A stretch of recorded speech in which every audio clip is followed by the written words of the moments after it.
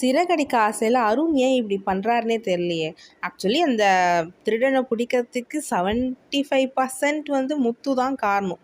இவர் உள்ளே போவார், அப்புறம் அந்த திருடனை வந்து பிடிச்சின்னு போய் போலீஸ் ஸ்டேஷனில் விடுறது மட்டும் தான் அருணோட ஜாப்பாக இருந்தது. பேட்டி கொடுக்கும்போது இந்த மாதிரி முத்துவும் அட்ரஸ் பண்ணியிருக்க தேவை. இந்த மாதிரி கார் டிரைவர் ஒருத்தர் வந்தார், அவர் தான் வந்து திருடனை பிடிச்சார், அப்படி உண்மையை சொல்லியிருக்கலாமே. அதை விடுது நான் தான் பண்ணேன்னா இப்போ முத்து சொல்கிறது உண்மையாகிடுது இல்லை, இவன் வந்து நல்லவன் கிடையாது.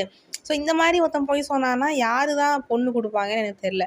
ஏற்கனவே அந்த லைசன்ஸ் மேட்டரில் அவர் மேலே தப்பு இருந்துச்சு. சரி, இதையாச்சும் கொஞ்சம் ஒழுங்காக பண்ணான்னு பார்த்தா இதுவும் அப்படி இல்லை.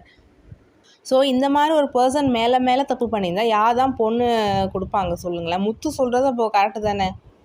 அருண் ஏன் இப்படி பேசுகிறாருன்னு தெரியல. அதுவும் முத்து ஃபோன் பண்ணி கேட்கும்போது நான் பவரில் இருக்கேன், என் பவரை நான் இப்படி தான் காட்டுவேன், திமிராக பேசுறது. உங்களுக்கு பொண்ணு வேணும், அப்போ நீங்கள் கொஞ்சமாச்சும் இறங்கணும். இறங்காமல் இருந்தால் என்ன பண்ணுறதுன்னு தெரில. அதுவும் தப்பு உங்கள் மேலே வச்சுக்கிட்டே.